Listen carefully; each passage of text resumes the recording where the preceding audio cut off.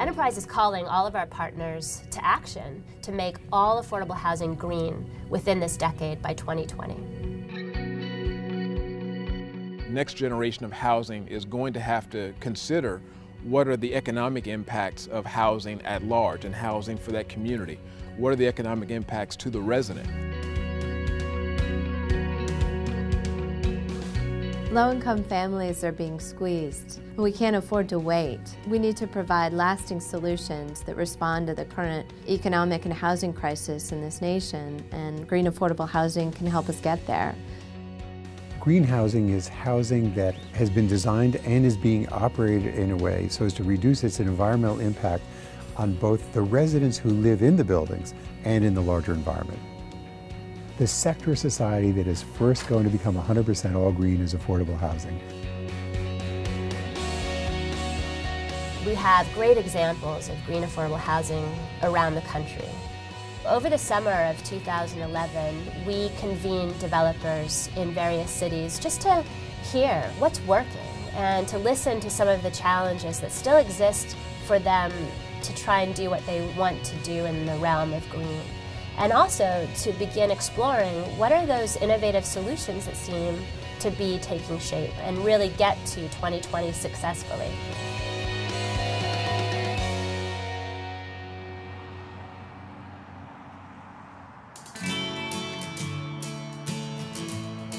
My name is Chris Parr. I'm the Director of Real Estate Development with the Denver Housing Authority here in Denver, Colorado. So this project is 1099 Osage. From a building standpoint, the Denver Housing Authority has been pretty aggressive over the last few years. Green is obviously a focus when we approach any of our new construction activity.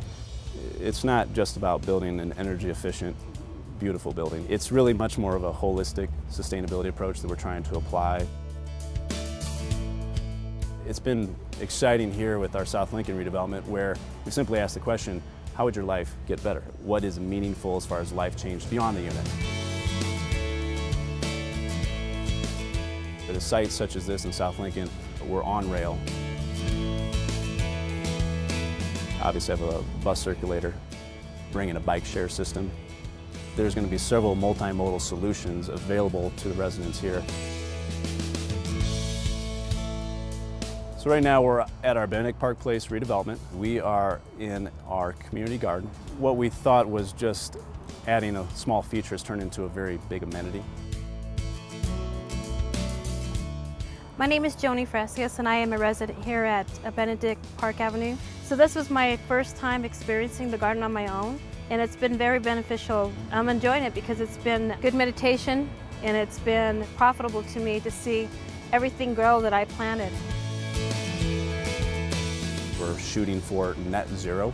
We're very aggressive on putting it into larger buildings and not throwing money at it to get it there, but we're getting there in a very organic, thoughtful way.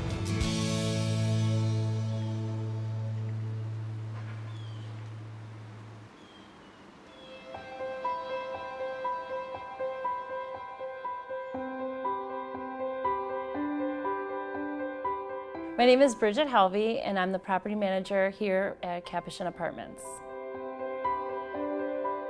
To be the person that's actually here experiencing, processing these people and giving them the keys to their very first apartment in some cases, it's overwhelming. There's people living out there that don't have those basic rights to have somewhere to lay their head at night that's safe. Well, Deanne was found at a bus stop and had nowhere to go. To be perfectly honest, I've been on the streets. I've been homeless. I feel very proud to have this apartment. This is a beautiful opportunity. This is not something everybody gets every day. You know, when you get an opportunity like this, you're to feel blessed. This allows me every day to wake up and keep my mind fresh and stay focused and understand why I've been placed here. I just haven't been placed here to live. I've been placed here to succeed.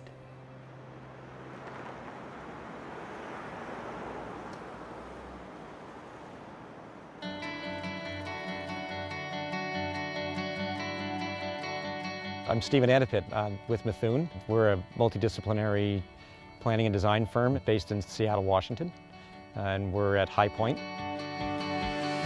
High Point today is close to 1,700 units, over 120 acres, and it's been a complete renaissance for this part of the city. Well, I see green housing as really just a piece of a healthy neighborhood development. It means efficient use of resources, it means energy efficient in terms of its operation, it means efficient use of land, which means compact. That also means that it's part of a neighborhood that's walkable, and that means that it's not just the structure that's efficient, but the whole lifestyle supports transit and walking and healthy living in an urban context. So in the redevelopment of High Point, thinking about water as a major consideration in terms of building a green community, on every street and along every sidewalk and from every parcel that you can see and that you can walk along, green space and the streets are part of the storm drainage system. This pond and the amount of land that would have been consumed for it if we didn't have that series of bioswales would be 5 times as large. We actually created land that we were able to sell as part of the for sale market rate portfolio to private builders. At this point, it's really seeing how the community has evolved and what's taken root here. This has become home for hundreds of families. It's been a place that is really rooted into West Seattle and has an authentic character.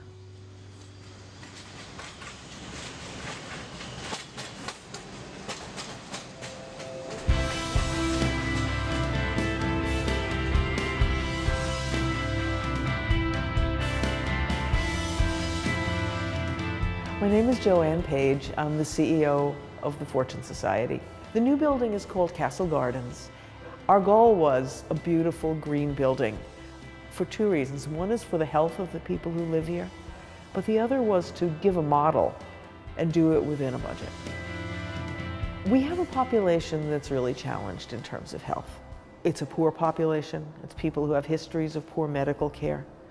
Our supportive housing population, our population of men and women coming out of prison, is overwhelmingly people with long substance abuse history. So we start with a population that's challenged in terms of health. What we wanted was a building that supports health rather than one that diminishes it. One of the green features in the building is a trickle vent. If you got a smoker in apartment A, the asthmatic child in apartment B isn't breathing that smoke. We're using linoleum that doesn't have toxic fumes, cabinets that don't have toxic fumes. So what's happening is that the building doesn't add to the toxic influences that our people have been exposed to.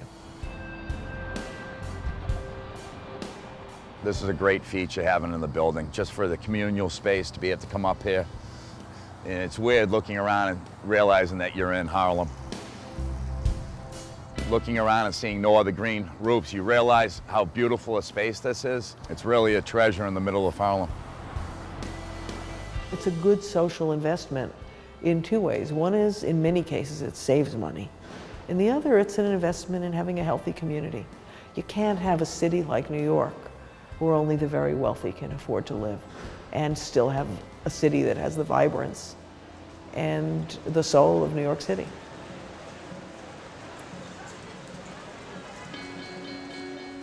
Albert Einstein said that you can't solve a problem with the state of mind that created the problem. And shifting from being a regular building developer to a green building developer, the most important thing one has to do is actually change your mind.